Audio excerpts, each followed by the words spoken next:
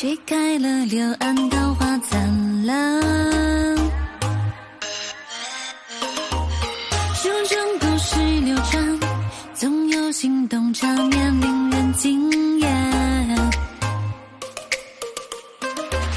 水提笔是闪闪风委婉，回首看有人娇笑嫣然，情深处再添一笔浓淡，红尘中有你相伴。无论是盛夏或是平淡，这次一生无悔也无憾，上月下的百年，过往今朝上演，一世的多负流年，悄悄的默默相伴。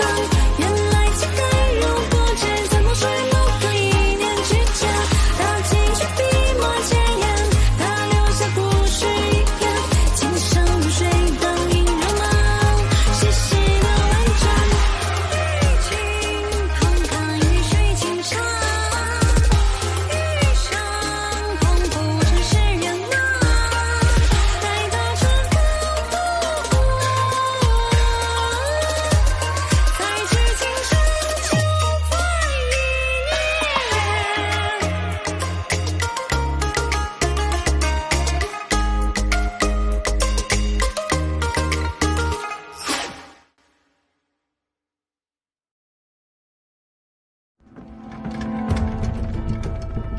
官家密令，仔细搜查。是。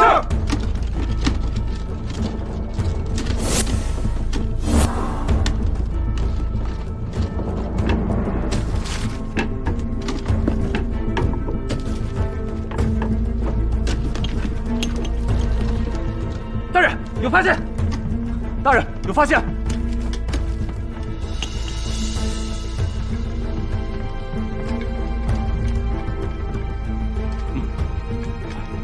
大人，京兆府的内应抓到了。怎么抓的？是，哎呀，吞吞吐吐的说呀！我觉得我看清楚了，但这不可能啊！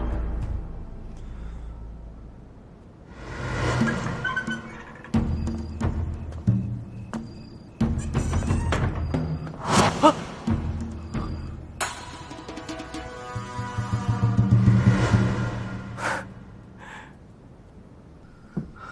公子，我们派出去的探子没有按时回来。哪个没回来？3个都没回来。你说什么？京兆府里的、驻守狼屋的，还有国子监的都没有按时回来。这到底是谁？谁还有这样的能力将我几条线一起收拢？公子，我派去国子监的人打探回来，他们说有人看见了严三郎。什么？他醒了？糟糕，中计了！严三郎绝对不是刚刚苏醒，我估计他早就清醒，甚至还帮叶云之证明了清白。看来叶云之被抓示弱，都在给我演戏！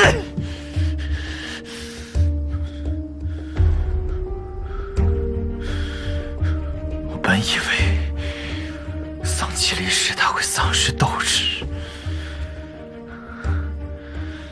看来他是要跟我争个鱼死网破了。公子，在官家态度尚未明朗之前，你最好还是避下风头。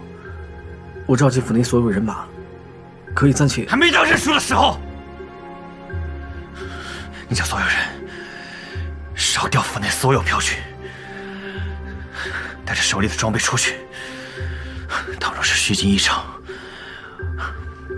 我们就装作去狩猎，编个息事宁人。倘若他燕云之真想抓我个现行，那就放手一搏。我大可打着清君侧的名号杀了他燕云之，这次绝不留他活口。是，那夫人还有宋大人他们，谁叫我都能想，他宋太傅算个什么东西？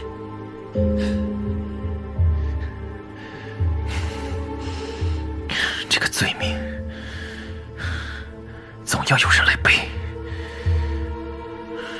是，属下明白，我即刻去安排。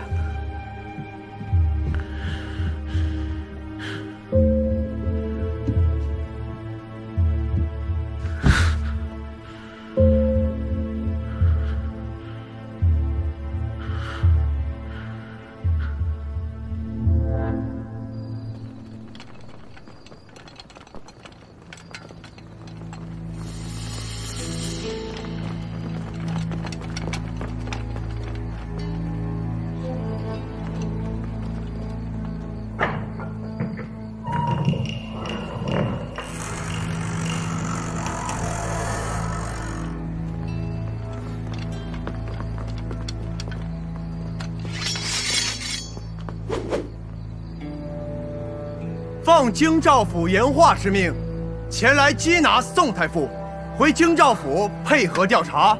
京兆府尹也配传讯我爹？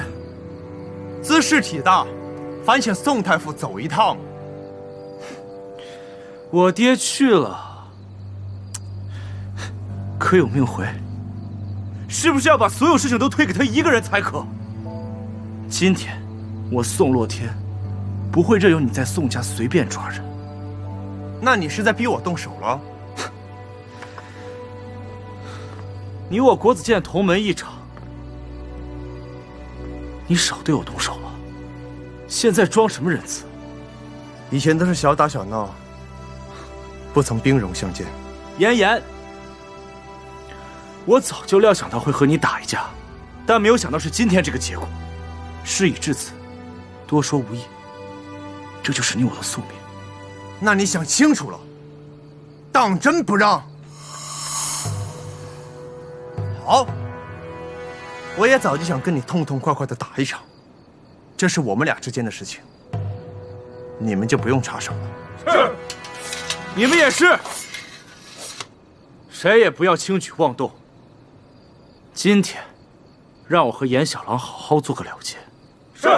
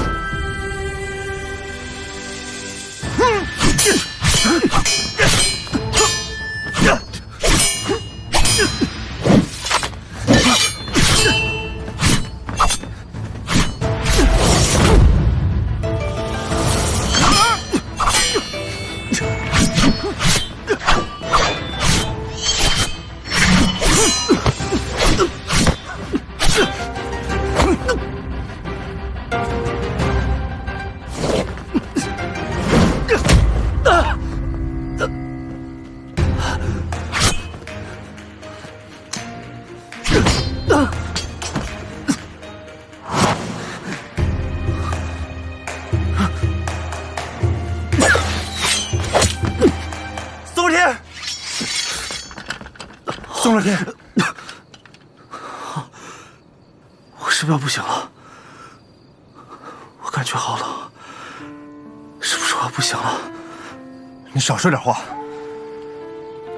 不行，如果现在不说，以后就没机会了。妍妍，虽说我跟你水火不容，在国子监相争不断，但是那段日子却是我最难忘的时光。事情发展到今天，并非我本意，我只是想保护我的父母。如果我就这么死了，那也算是死有应得，就此解脱了。不是，我都要没有心跳了，你怎么还是如此冷漠？你这根本就没伤到要害，心脏在这边，你这流点血疼了点，死不了人的。你就是太金贵了，没怎么受过伤，所以误以为自己会有性命之忧。我死不了，那我刚说的那些话，那些我……放心，什么都没听到。至于你的家人，我一定会好好保护的。他们做错了事，就应该付出代价。但与他们无关的事，我也不会让他们像前九一样，死无对证。拿人。是。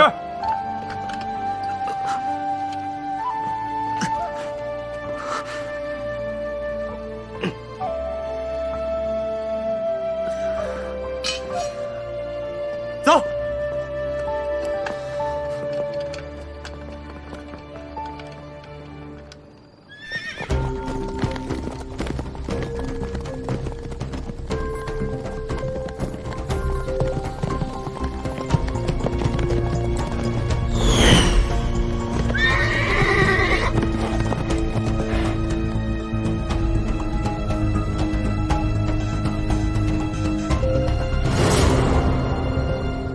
你来晚了。叶云之，你也真是命硬。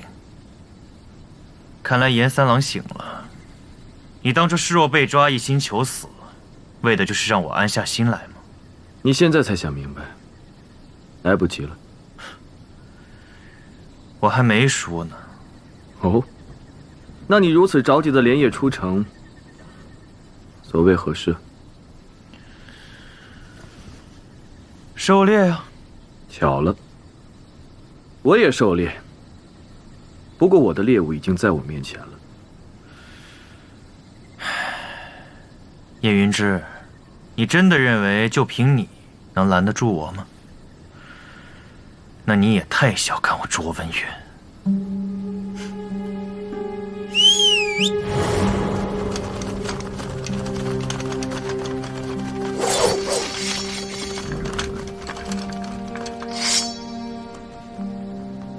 谁的人马多，一眼见分晓。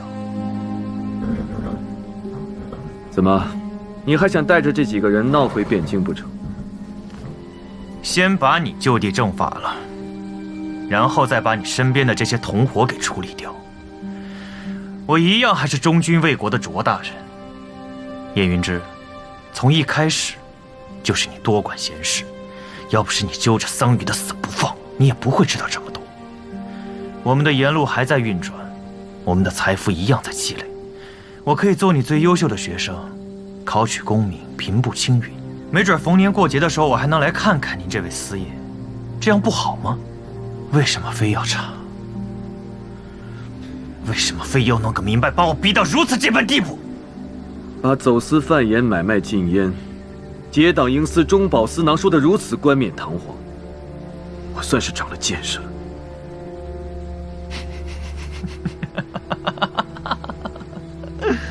你现在知道也不晚呢，叶云之，你就带着你这个秘密入关为安吧。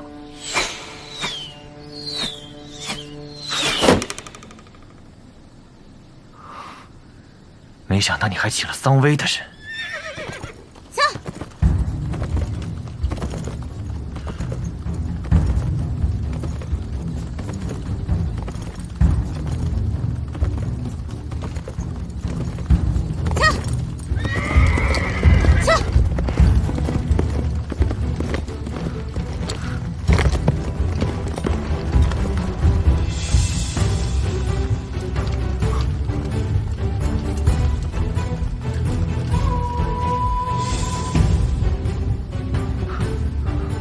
不要我爹，有我就够了。桑琪，你还活着？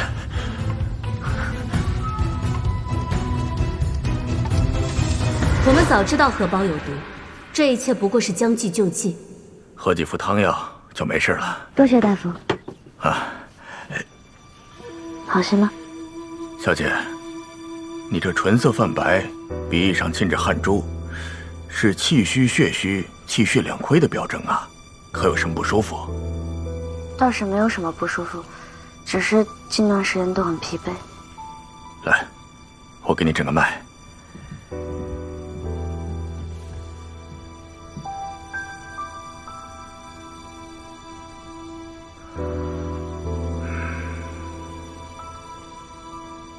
怎么了，大夫？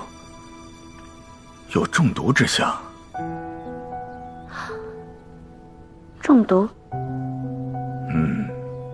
小姐，你仔细的想一想，最近的饮食起居方面，有没有什么不对劲的地方？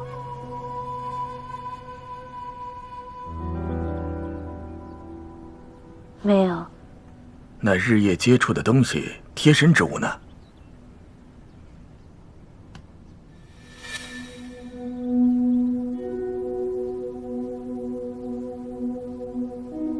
除非这个荷包里过事儿。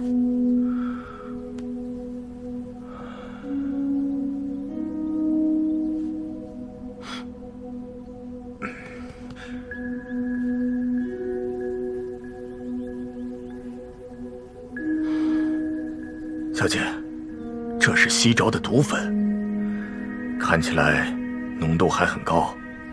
如果小姐天天贴身佩戴，轻则头晕目眩，食不知味，重则卧倒在床，要了性命啊！明白了，大夫，我会留意的。不过，还请您帮我保守秘密。一定。连边，送大夫。是。告辞。现在只有一个可能，就是这个卓文远动了手脚。不过钱九已经死了，他为何还要这么大费周章？不过也没错，这样看起来，他跟钱九的确有关系。可这荷包是你在郊外捡回来的，他还是可以狡辩。那我们就顺着他的戏码演下去。等到他觉得自己胜券在握、志在必得的时候，就一定会犯错。到这个时候，就是我们反攻的时机。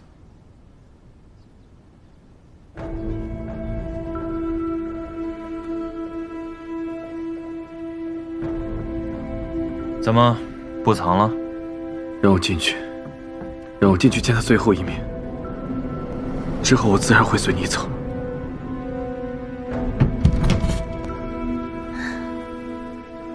多亏了苏姐姐的归西丸，让我能够假死瞒过卓文远。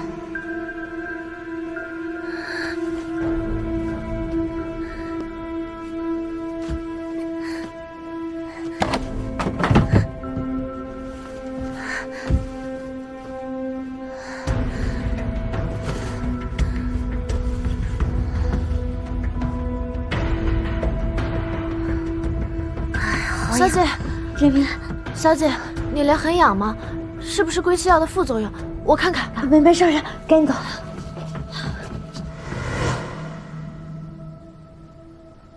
我一死，四叶的背负也就合理了。在牢中，我故意激怒你，我知道，你不会这么轻易让我死掉。你一定会让我活到你大功告成的那一天。接下来，我们就通过你新运行的沿路，追踪你剩下的党羽，顺势找到你藏匿财物的地方。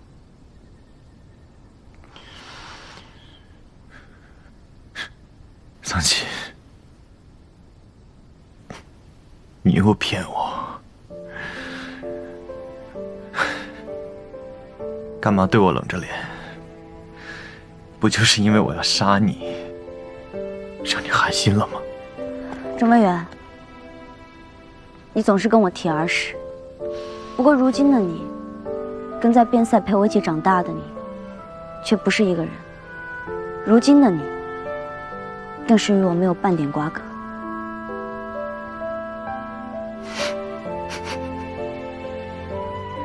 既然如此，那我们就尊重各自的命运吧。而且，我们之间早就该有个了断，就当是为了这么多年的恩怨，留下一个结果吧。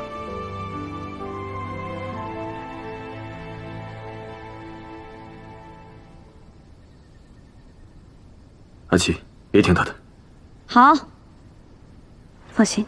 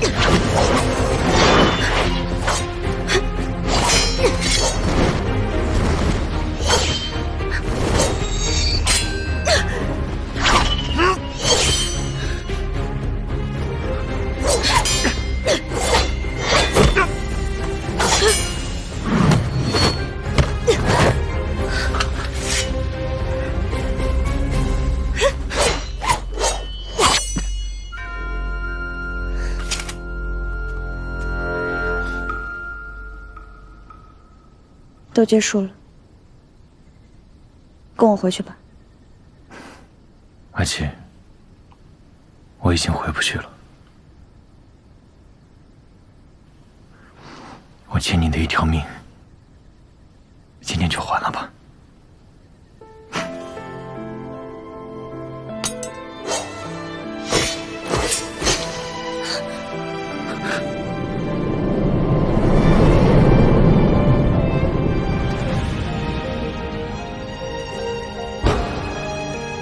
公子，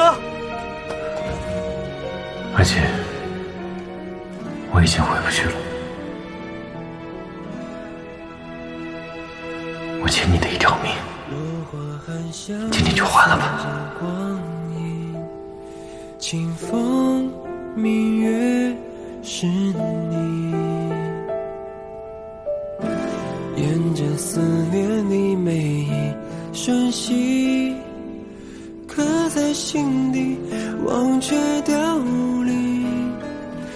烟影风里激情，深寂寂，咫尺天涯全是你。高悬星河之上，千言万语，一醉相思落成雨。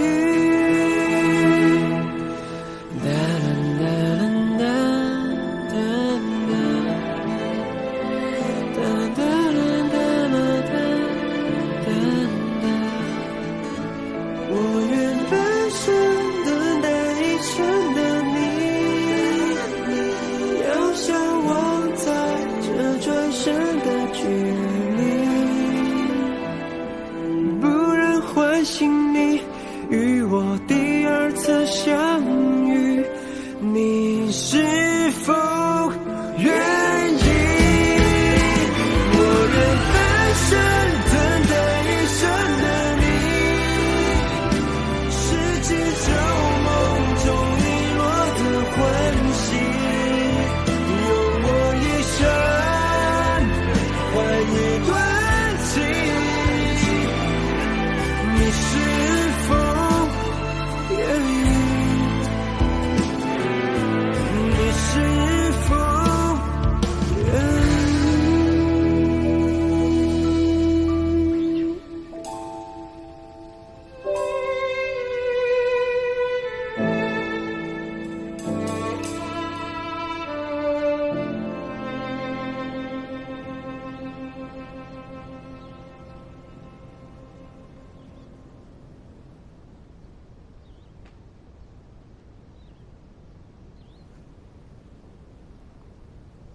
案情清楚，事实确凿。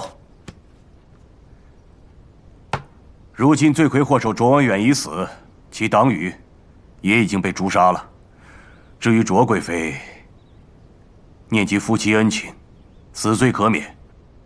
但后宫妄图指挥前朝重臣，还诬陷忠良，活罪不可逃，打入冷宫，非死不得出。宋太傅，剥去官职，流放边塞。宋洛天也变为庶人。谢官家格外开恩。草民愿陪同父亲远走，认真赎罪，改过自新。你有这样的心，当然更好，说明你们宋家还有救。来人，在，带下去。是。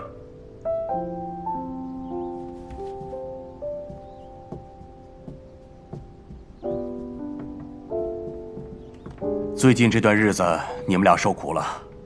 作为最大的功臣，想要什么样的赏赐，向朕说吧。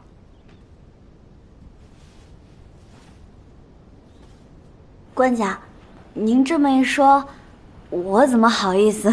哎呦，高风亮节，不要也罢。不，我的意思是，我不好意思拒绝您了。啊？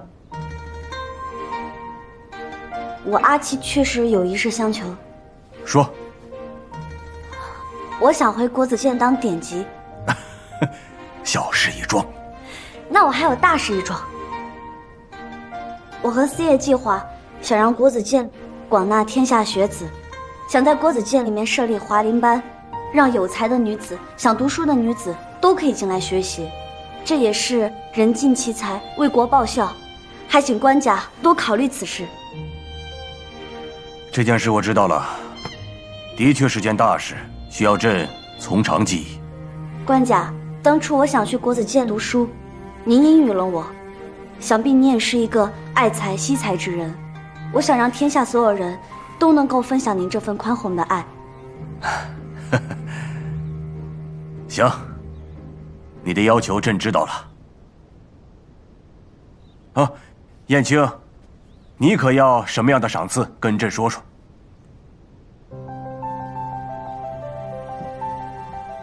官家，臣只有一事相求，请官家收回成命，取消臣与苏婕妤的婚约。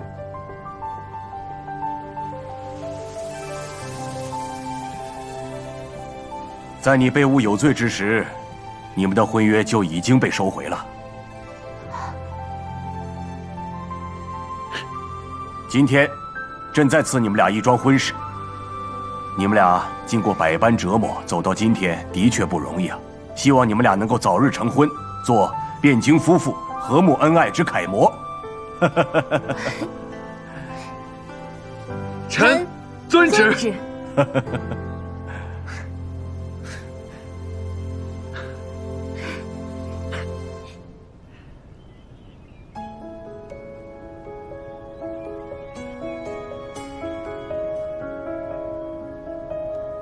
哥，你在天上看着我们呢吧？你的好兄弟小白呢，谨遵你的教诲，把妹妹我照顾得特别好，都要照顾到他家里去了。听着你好像还有些委屈呢。宇兄，我才是吧？一开始就被你们桑家绑得死死的。是，我们就可着你这一棵树了。那你就以后好好做桑家的男人吧。哥，至今为止，我终于懂得了你的养苦用心。放心吧，之后我跟司爷会好好经营国子监，完成你的理想。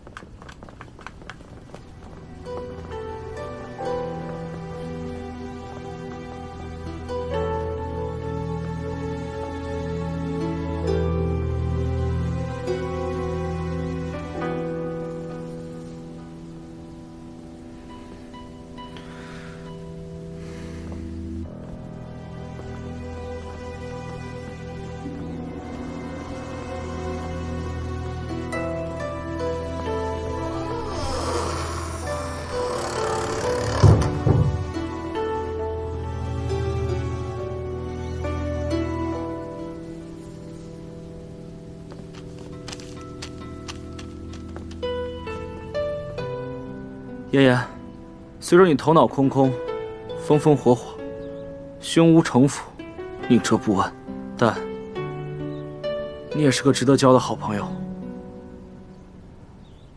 宋老天，虽说你这个人做人胡闹，做事荒唐，没深没浅，为所欲为，但不得不说，在国子监的日子里，甚至在京兆府的日子里，有你，终究是开心的。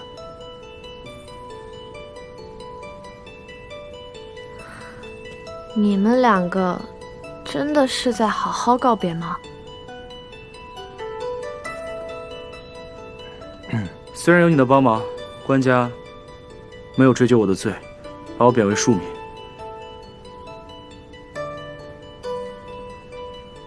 可我还是想陪着他们一起赎罪，然后重新来过。如果再有机会，我定会回到国子监重新读书。那个时候，我宋洛天一定会凭真才实学考得功名。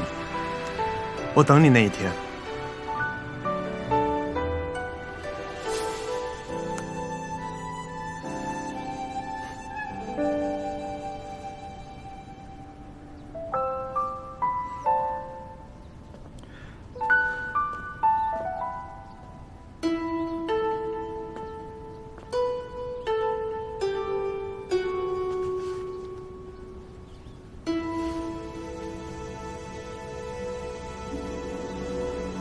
文远，咱们回家。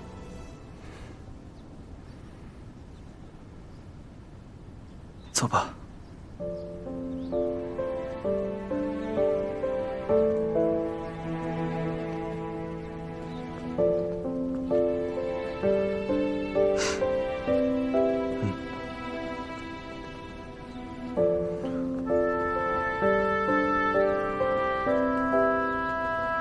卓公子，卓文远生前最不愿意回去的就是边塞了，可如今他死了，只有宋小姐愿意为他收尸，带着他的骨灰回去。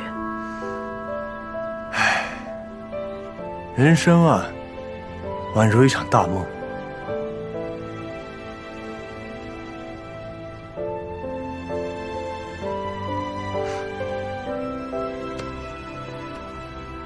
但是有你，我宁愿长睡不醒。从哪儿学来的这套算话？庆丰楼。哼，我就知道。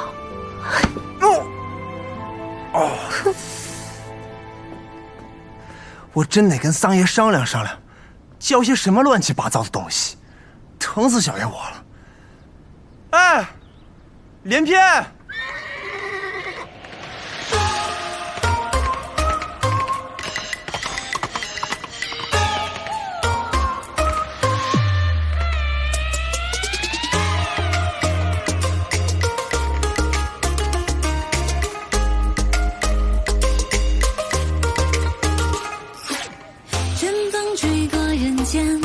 吹开了柳岸桃花灿烂，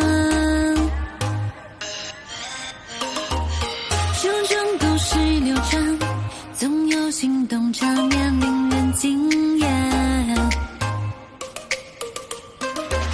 水提笔雪山上风微弯，回首看有人娇笑嫣然，情深处再添一笔浓淡，红尘中有你相伴，无论是潇洒或是平淡，这次一生无悔也无憾，相约下个百年，不忘今朝少年，人生的不负流年，悄悄地默默相伴，原来期待如不见，怎么是某个一念之间，他寄出笔墨千言，他留下故事一篇，今生如水灯映流芒，细细的婉转，雨情澎湃于水镜上，遇上空不知是人啊，待他春风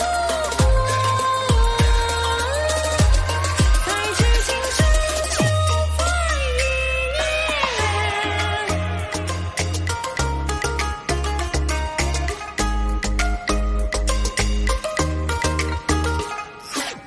春风吹过人间，吹开了柳岸桃花灿烂，书中故事流传，总有心动场面令人惊艳。水提笔写下相逢未晚，回首看有人娇笑嫣然，情深处再添一笔浓淡，红尘中有你相伴，无论是喧嚣或者平淡，这次一生无悔也无憾，相约山河百年，不忘今朝少年，人生的不负流年，悄悄地默默相伴，原来期待如不知，怎么是某个一念之间，他寄出笔墨千言，他留下故事一篇，今生如水灯映如梦，细细的婉转，雨情澎湃于水镜上，一拜天地。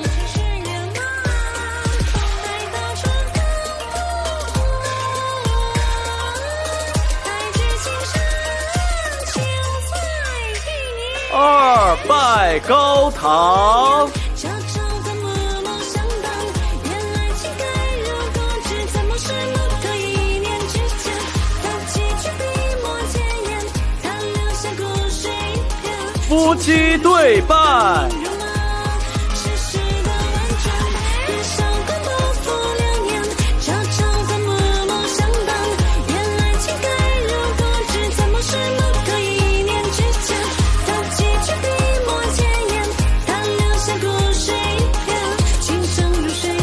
礼成。现在，请新人交换信物。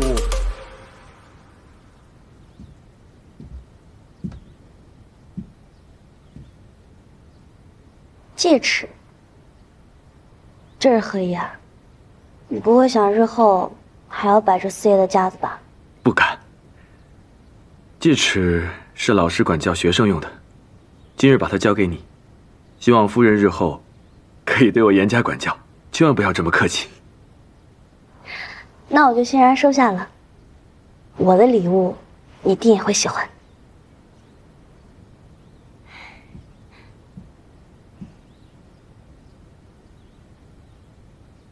我们二人是因荷包开始，又以荷包定情，如今用荷包定亲，再合适不过。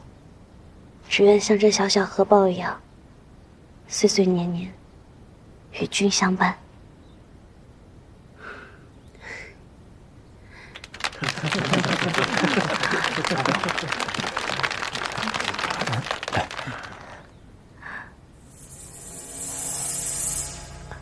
谢谢。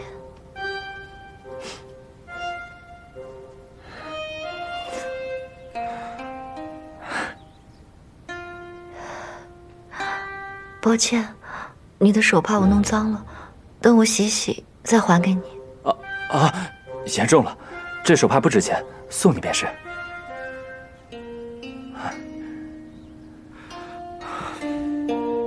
孺子不可教，连鹤都不嫁给你。圣旨到。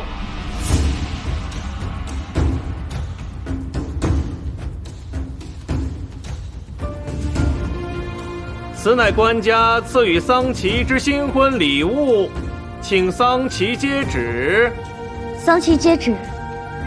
是，朕承绝学于百圣之后，探威严于六极之中，将兴起于斯文，用赐博士之宠。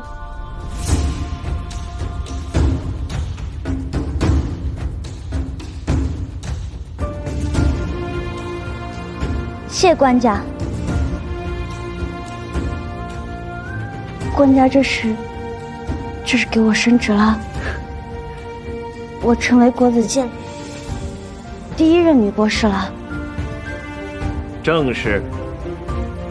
官家还有口谕传达给大家，他认同晏四爷和桑博士的想法，在国子监中特设华林班招收女弟子，从此以后，国子监招收学生，不论年龄，不论性别，不论门第。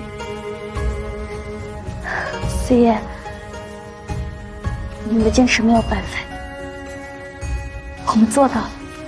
夫人，正是因为有你这样的女弟子，官家才会有信心，让更多的人进入国子监学习。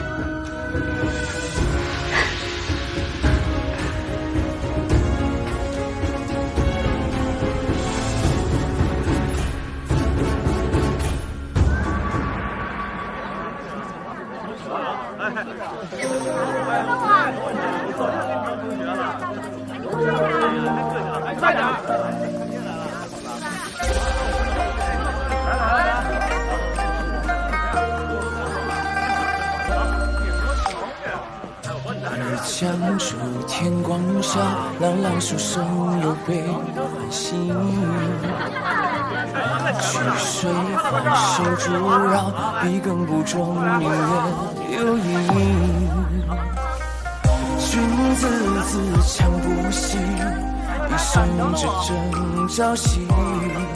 人生天地，秋雪流，好一心。蜀山无形，千流塔，虚度轻灭未尽，千里行险破万卷，不知青云。唯有一笔，字字灵犀，才叫知己。恕我心，每时每刻保持意义。一生独行，趁此生此刻光阴，一无身，一无心，无心。桑博士，你实在应该好好约束一下自己的言行，别总往屋顶上面爬了。这还没正中呢，我就是我，我想做什么都可以。再说了，现在呢，我也不是桑博士，你也不是燕子叶。我不是司业，那我是什么？你是我桑吉的夫君啊。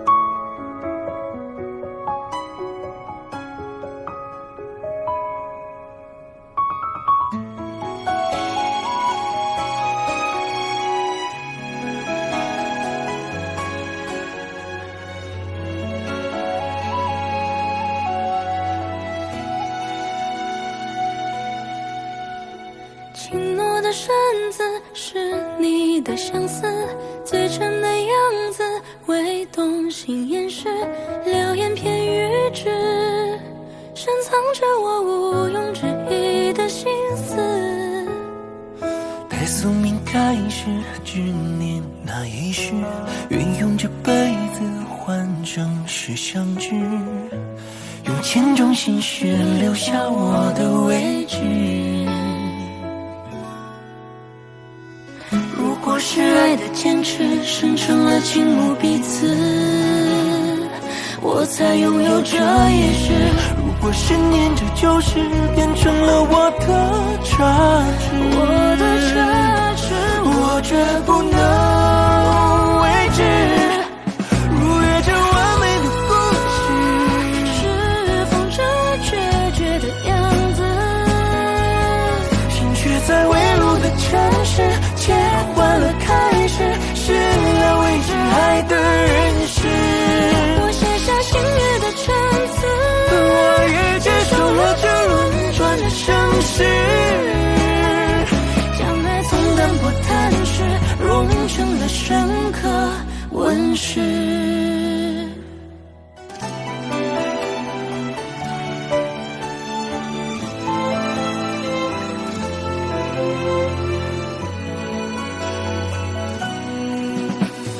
待宿命开始，执念那一世，愿用这辈子换顺势相知，用千种心血留下我的位置。如果是爱的坚持生成了倾慕彼此，我才拥有这一世。如果是念着旧事变成了我的差池，我绝不能为之。如约这完美的故事，是否这决绝的样子，心却在未路的城市切换了开始，是了未知爱的人世。我写下心月的陈词，我也接受了这轮转的盛世，淡薄贪吃融成了深刻温湿。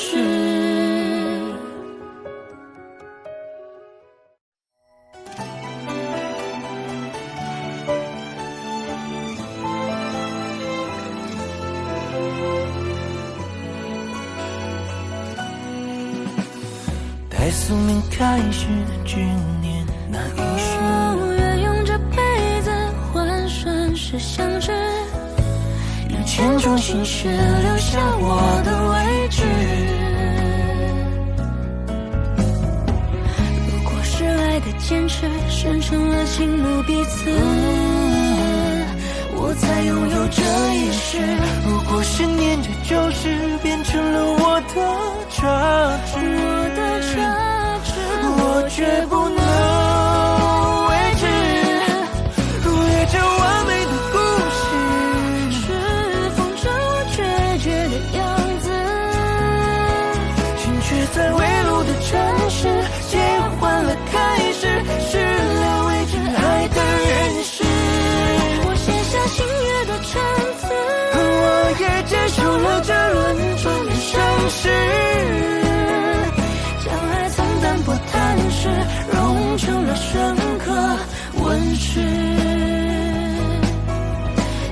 从淡薄贪食融成了深刻。